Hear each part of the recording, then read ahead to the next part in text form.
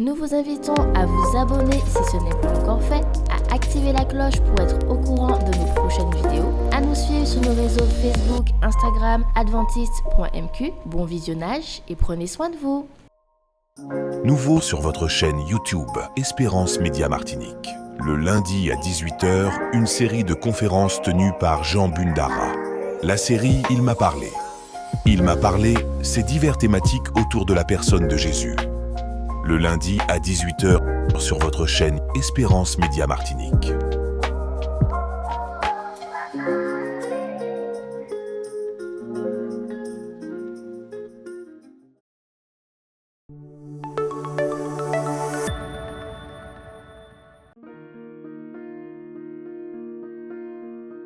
Vous avez besoin d'aide. Vous souhaitez vous entretenir avec un pasteur, un psychologue, un conseiller en relations d'aide. La cellule d'écoute de la Fédération des Églises adventistes du 7e jour de la Martinique est à votre disposition, 7 jours sur 7, de 8h à minuit, au 0805 288 394. Cet appel est gratuit.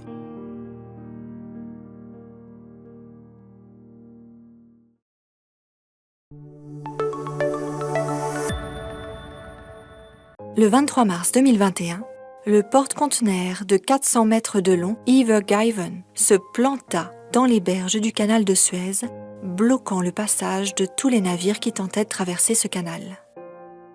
L'accident du Ever Given eut des répercussions de première importance, car 10% du transit maritime international emprunte cet itinéraire.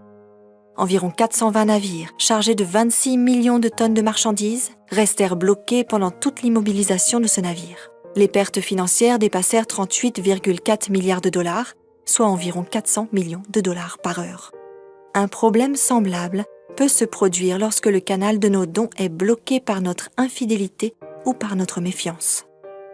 Dans d'autres cas, même des croyants bien intentionnés et qui aiment l'œuvre de Dieu peuvent obstruer le pauvre canal de leurs dons en consacrant fréquemment toutes leurs offrandes à des projets spécifiques qui les intéressent. Ils handicapent ainsi involontairement d'autres branches de l'œuvre qui sont d'importance égale ou même supérieure sur le grand plan missionnaire de Jésus. Le 25 décembre 1865, Ellen G. White reçut une vision dans laquelle elle vit que la réforme sanitaire était une grande entreprise, étroitement associée à la vérité présente. Elle vit aussi que les adventistes devaient avoir une institution dans laquelle les malades pourraient être traités pour leurs maladies et apprendre aussi comment prendre soin d'eux-mêmes de manière à prévenir la maladie. Après le lancement d'une campagne massive de rassemblement de fonds, des membres d'églises pauvres et riches avaient combiné des sommes importantes pour soutenir financièrement l'avancement de l'Institut de santé de Battle Creek. Cependant, il est surprenant qu'Ellen G. White l'ait mis en garde, disant que, malgré leurs bonnes intentions, cette action était mal inspirée. Elle les avertit qu'ils étaient en train d'obstruer, pour ainsi dire, le canal de leurs dons. Comment cela ?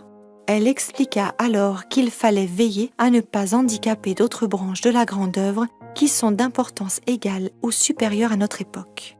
Lorsqu'on restreint l'influence de ces dons en donnant tout à des destinations spécifiques de son choix, on perd sa capacité de faire autant dans d'autres directions qu'on pourrait autrement le faire, dit Ellen G. White, témoignage pour l'Église. Par conséquent, dit-elle, chaque appel émouvant invitant nos membres d'Église à contribuer de leurs moyens matériels aurait dû être accompagné d'une mise en garde à ne pas dépouiller d'autres branches de notre œuvre. Le principe à la base de cette déclaration est que toutes les branches de l'œuvre de Dieu, en tout lieu, doivent recevoir notre soutien financier équitable pour assurer que toutes croîtront simultanément. On peut comparer ceci à la nourriture fournie à un corps. Lorsqu'il reçoit la nourriture convenable, toutes ses parties prospèrent en même temps. Pour suivre ce principe, qui est en accord avec le mandat évangélique de Jésus dans Acte 1, verset 8, l'Église adventiste vota en 2002 le plan des offrandes combinées. Ce plan vise à ce que toutes les offrandes qui ne sont pas affectées à un but précis soient réparties équitablement au niveau local, régional et international, de manière à soutenir financièrement simultanément toutes les parties de l'œuvre de Dieu. Lorsque nous répartissons nos offrandes, veillons à ce que le canal de nos dons ne soit pas bloqué en apportant notre soutien régulier et équitable simultanément à toutes les entreprises missionnaires en tout lieu. Mettons nos désirs à la dernière place et Dieu à la première.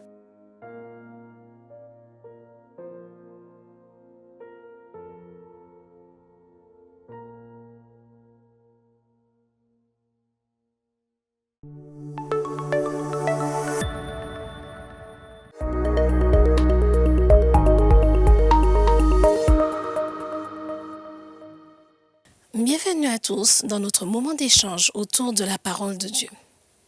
Bien que Jésus réalisa de nombreux miracles, résurrections et guérisons, le problème de santé auquel la parole de Dieu fait le plus référence dans le cadre d'une guérison de Jésus est la perte de vue.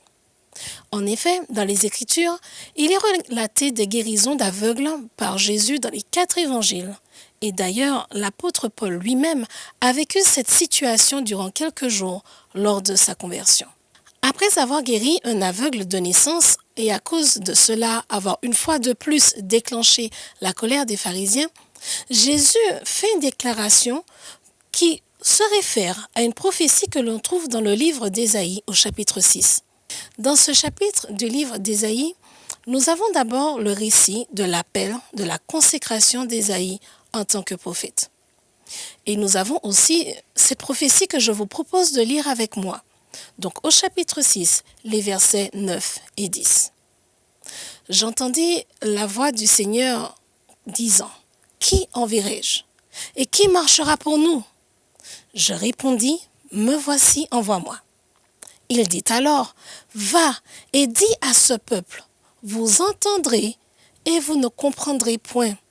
Vous verrez et vous ne saisirez point. Rends insensible le cœur de ce peuple. Endurcis ses oreilles et bouche-lui les yeux, pour qu'il ne voie point de ses yeux, n'entende point de ses oreilles, ne comprenne point de son cœur, ne se convertisse point et ne soit point guéri. » Amen. Le titre de ce message que nous partageons ensemble aujourd'hui, le voyant aveugle. Prions ensemble. Seigneur, nous te remercions pour tes grâces, tes bénédictions et ce moment que nous aurons autour de ta parole. Que ton Esprit Père éternel touche nos cœurs et nos pensées. Que toi seul sois vu et entendu. Et que le message que tu as pour chacun de nous aujourd'hui puisse arriver dans nos cœurs et dans nos esprits. Au nom de Jésus, ton Fils, et pour ta gloire. Amen. Certaines personnes interprètent cette prophétie comme la prédestination de Dieu, choisissant qui sera sauvé et qui ne sera pas.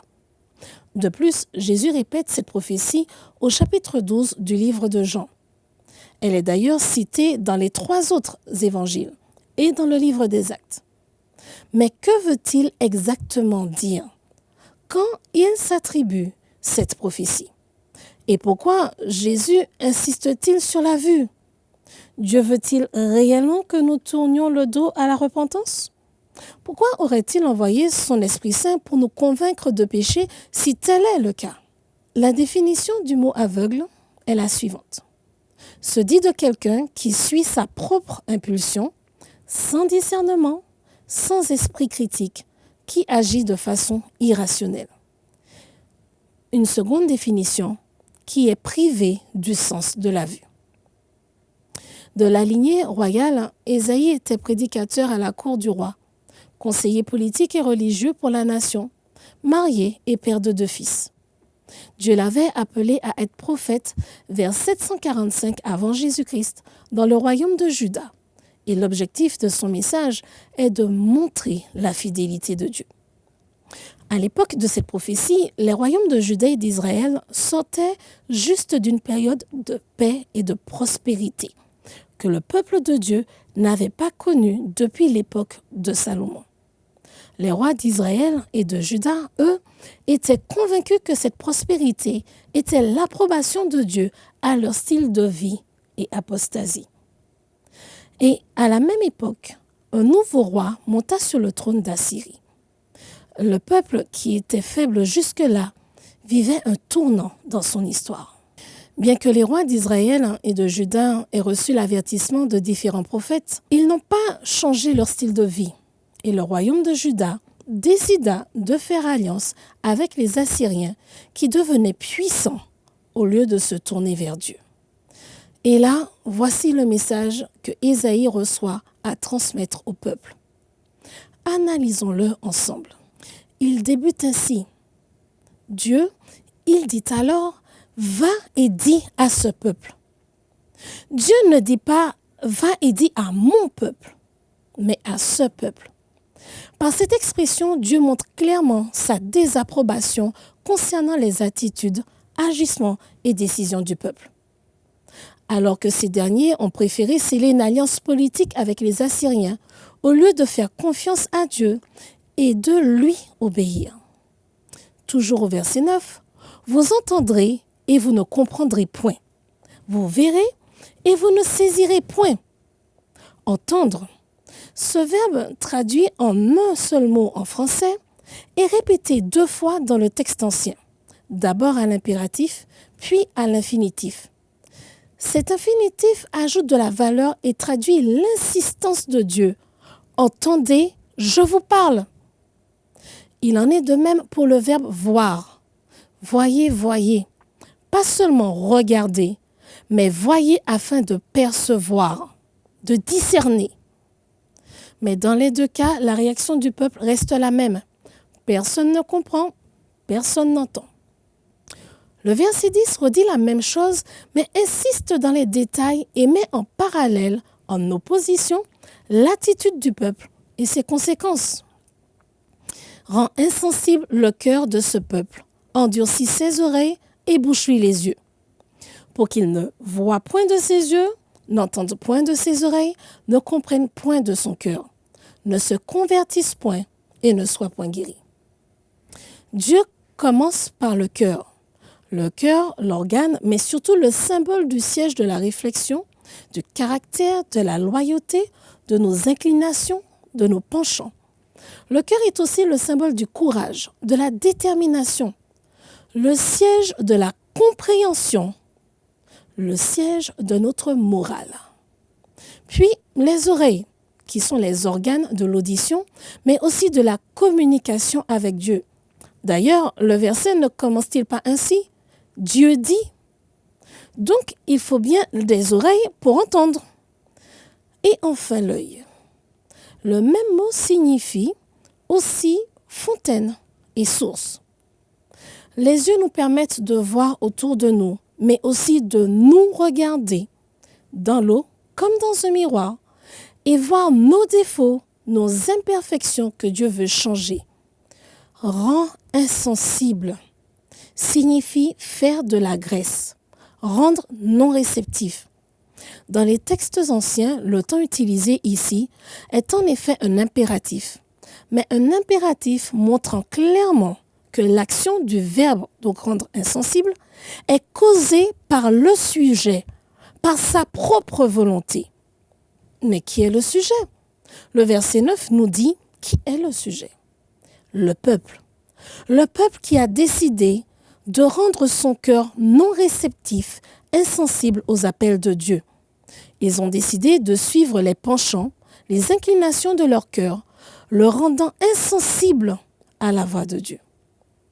Le temps utilisé pour décrire l'insensibilité de son cœur est le même utilisé afin d'exprimer combien il a de son propre chef provoqué l'endurcissement, cet alourdissement de ses oreilles et l'obstruction de ses yeux. La conséquence est l'impossibilité de comprendre, d'entendre, de discerner, ni de voir Dieu et sa volonté. Il n'est pas ici écrit que le résultat irrémédiable est de ne pas être converti ou guéri. Il est écrit que si le peuple, si moi, je continue dans cette voie à fermer mon cœur, mes oreilles et mes yeux à Dieu, je ne pourrai pas entendre ses appels me disant que j'ai tort et par conséquent, je ne pourrai pas demander pardon. Je n'aurais pas fait demi-tour, je ne me serais pas repenti, donc je ne pourrais pas être sauvé parce que je le refuse, j'en suis l'unique responsable. Vous savez, après une expérience très difficile, la douleur est tellement forte que la personne qui est liée à cette douleur est et reste la responsable de ma souffrance et de toutes les conséquences, y compris mon refroidissement quand je perds la foi. N'oublions pas que nous n'allons pas au bureau des objets trouvés pour la retrouver. Oui, cela peut faire excessivement mal et cela prend du temps. Mais c'est à moi de faire le choix de rester focalisé sur ma douleur et ma rancune ou d'écouter Dieu et le laisser me libérer dans les étapes du pardon. Nul autre que moi est responsable de mon avenir spirituel. Pardonner l'autre est important pour mon avenir spirituel. Dans la deuxième partie du verset, c'est bien ce dont il est question. Ce qui ressemble à un ordre venant de Dieu est en fait l'acceptation de sa part, du choix, de la décision du peuple. Le futur qui est employé décrit le devenir de la vue, de l'ouïe et du discernement spirituel. Qu'ils ne se convertissent point et ne soient point guéris, au verset 10. Se convertir signifie faire demi-tour, donc changer à l'opposé, être guéri, non guérir tout seul. Donc la guérison est apportée par quelqu'un de l'extérieur. Ce verbe vient de mots qui signifie être restauré, être pardonné, être renouvelé. On parle bien ici de guérison spirituelle. Aucune vie, aucun salut, aucune guérison ne vient ailleurs que de Dieu. Parmi les 4 types de prophéties, 2 types de prophéties sont présentes dans ces 2 versets. L'énonciation des péchés, cœur, oreilles, yeux, et le jugement, l'incapacité de revenir à Dieu. En dépit de tous les appels de Dieu, ils sont restés silencieux à sa voix, le conduisant à devenir silencieux à leur cœur, à leurs yeux et à leurs oreilles. Ce passage décrit parfaitement le péché impardonnable qui nous empêche d'être sauvés par Dieu. Le péché impardonnable est le péché qui n'est pas pardonné, le péché pour lequel nous n'avons pas demandé pardon. Et nous ne pouvons pas demander pardon parce que nous n'acceptons pas d'entendre Dieu nous dire « Tu as tort, tu n'es pas en train de faire ma volonté, ta personnalité n'est pas conforme à mon image. » Chaque fois que le Saint-Esprit est rejeté, nous endurcissons notre cœur. Nous fermons nos oreilles et nous nous aveuglons, comme le peuple d'Israël a fait en son temps. Par conséquent, notre péché subsiste. Ésaïe en son temps, Jésus et les Saint-Esprits ont la même mission sur ce point, nous montrer notre péché. L'implication de Dieu dans le choix de la vie éternelle de l'homme se situe au niveau du sacrifice de Jésus. Le reste est uniquement dû à notre propre choix. Jésus nous invite aujourd'hui encore, à chacun de nous, à nous regarder dans le miroir qu'il est. Jésus est la loi de Dieu vivante, en action. Le véritable miroir qui nous permet de voir nos péchés et nos imperfections. Il en va de notre vie éternelle. Nous pouvons faire comme les pharisiens et décider que notre vision est consciente et excellente et que tout ce que nous voyons nous convient, tout ce que nous faisons nous convient. Mais sachons que cela ne changera pas ce que Dieu voit en nous, notre véritable personnalité pécheresse et résistante à sa parole et à son amour. Il insiste et insistera jusqu'au jour où il devra en prendre définitivement acte et respecter notre choix, mon choix de vivre sans lui, loin de lui, bien que je sois un membre d'église actif.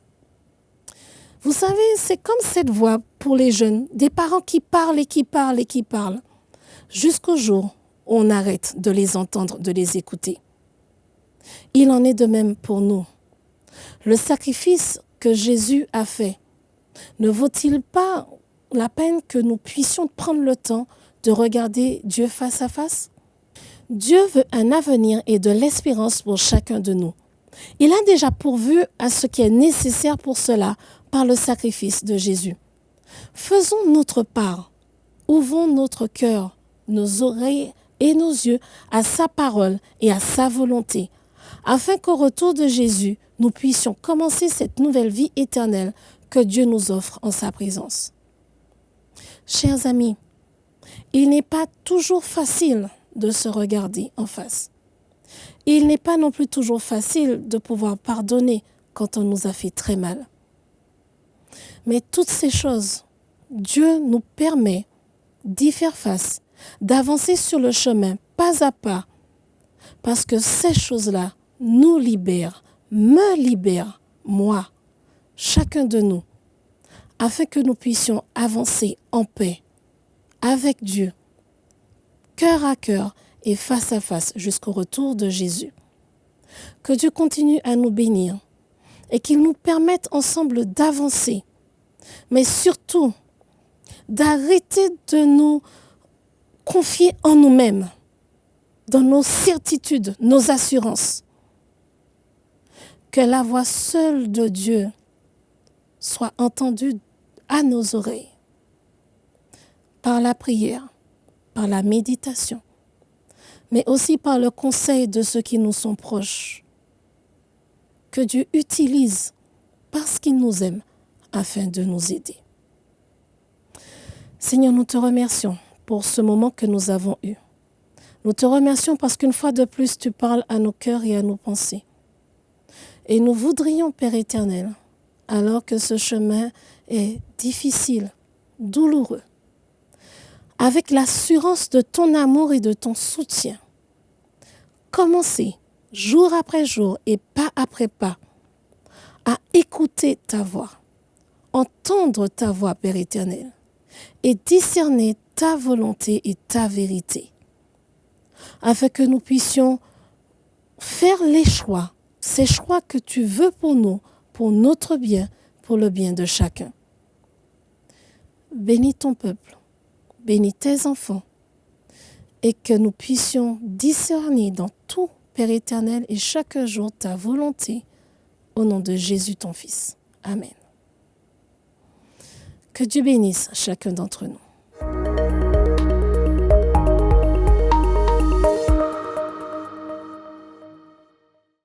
Nouveau sur votre chaîne YouTube Espérance Média Martinique. Le lundi à 18h, une série de conférences tenues par Jean Bundara. La série Il m'a parlé. Il m'a parlé, c'est divers thématiques autour de la personne de Jésus.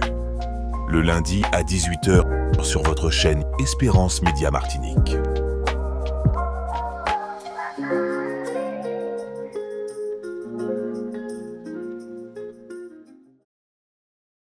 Faites l'expérience Espérance Média.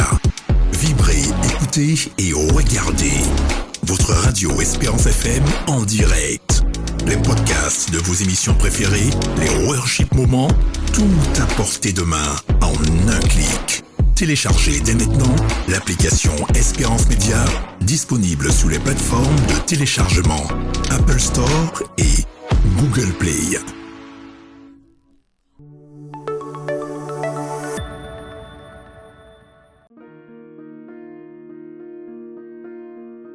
Vous avez besoin d'aide. Vous souhaitez vous entretenir avec un pasteur, un psychologue, un conseiller en relation d'aide. La cellule d'écoute de la Fédération des Églises adventistes du 7e jour de la Martinique est à votre disposition, 7 jours sur 7, de 8h à minuit, au 0805 288 394. Cet appel est gratuit.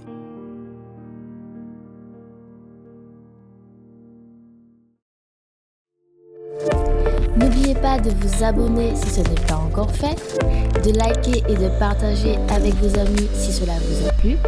À bientôt pour une prochaine vidéo.